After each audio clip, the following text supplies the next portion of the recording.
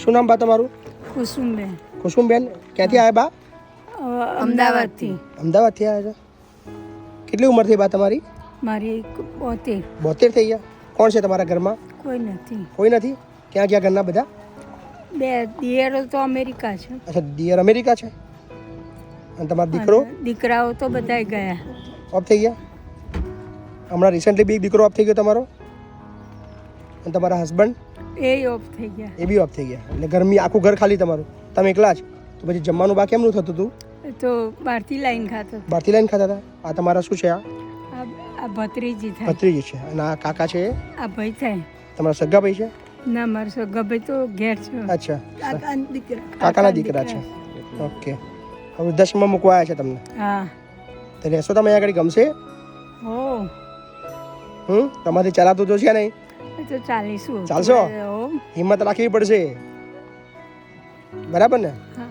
આ ભત્રીજો છે. અચ્છા, ભત્રીજો છે. શું બેન નામ તમારું? તમારું નામ? નિમિષા પટેલ. નિમિષાબેન પટેલ. અમદાવાદના છો? હા, અમદાવાદથી. આ ભત્રીજો બેન છે.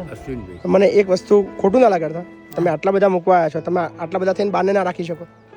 એવું નથી. જુઓ, બધાની એની કારણ તમને કહી દઉં. જી, જી. જો મારી ઉંમરે અમે બેન હું એમની જ ઉંમરનો 73 વર્ષ થયા મારા. મારા વાઈફ અત્યારે હાલમાં બી પોઝિશન છે ને, અત્યારે કોઈ સંતાન નથી મારા ઘરે. અમે બે રહીએ છીએ. મારા વાઈફને બી પગની તકલીફ છે, ઘોડી લઈને ચાલે છે.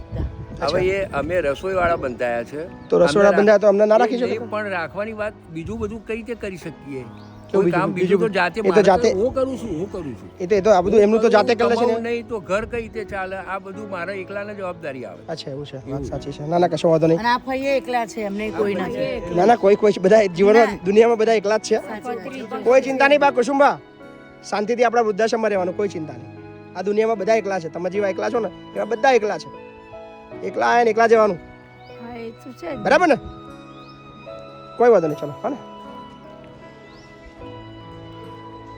થોડો અઘરો વિષય લાગ્યો મને, મતલબ થોડું દુઃખ થયું કે આટલા બધા થઈને બી એક બાર નહીં રાખી શકતા. હું તો લેવા બેઠો છું, હું તો લઈ જ લઈશ. મારું કામ લેવાનું જ છે. પણ મારું કામ ખાલી લેવાનું નહીં, મારું કામ સમાજને ટકોર આપવાનું છે કે તમે બધા આટલા સક્ષમ લોકો લાગો છો, ગાડી બી છે, સારું કમાવો છો, અને આટલા બધા ભેગા થઈને બી જો એક તમારા રિલેટિવને ના હાચવી શકો, આ એક દુઃખની વસ્તુ છે મારા માટે. બાકી મારું કામ લેવાનું છે, બે ઝીઝક લઈ લેવાનું છે, બાને હું રાખીશ, એમાં કોઈ ચિંતા નહીં. પણ તમારા બધા થઈને વિચારવા જેવી વસ્તુ છે. અને આવું જો ચાલતું રહેશે તો માનવતા અટકશે ક્યાં? દુઃખ થશે તમને બધાને. કદાચ મારી ભાષા કડવી લાગશે અને આ વિડીયો સોશિયલ મીડિયામાં બી આવશે, તમે યાદ રાખજો, બરાબર? કાલે એવું ના કહેતા મારો આ વિડીયો ફેસબુકમાં આવે છે, બધા અમને ગાળો બોલે છે કે આવું છે. બરાબર? હું જે મારું કામ બહુ સ્પષ્ટ છે. મારું કામ છે દુનિયાના બતાવો.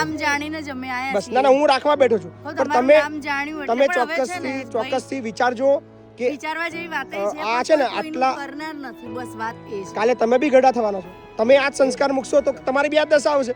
જો કે મારું વૃદ્ધાશ્રમ ચાલુ રહેવાનું છે, તમારા બધા માટે બી સીટ રાખીશું. તમને ચિંતા ના કરતા, કોઈ ના રાખે. બીજી વાત કરું, જી, પેલી મારી ડોટર છે જે તમે વાત કરી નિમિષાબેન, જી જી, એમના હસબન્ડ નથી, 2010માં એક્સપાયર થઈ ગયા. જી જી. છોકરાઓ 2 છે, એમના ભણાવવા ગણાની જવાબદારી, સર્વિસ કરવાની જવાબદારી, તો એમનું ઘર ચાલે. ના ના, સાચી આ વાત છે. પરિસ્થિતિ એની છે. ના ના ના, બિચારા ખાઈ અમને અઘરું પડી જાય, અમને પાલાવા અઘરા પડી જાય. ના ના, વાંધો નહીં. ચલો કુસુમબા, આપણે ત્યાં, હા ને, ટેન્શન ના લેશો, બરાબર? આ છોકરો તમારો, હા, ચિંતા ના કરશો. એમ તો આવીશું અમે જોવા, પણ ના ના, વાંધો નહીં. જોવાને ખબર લેવા આવીશું. ચલો ત્યાં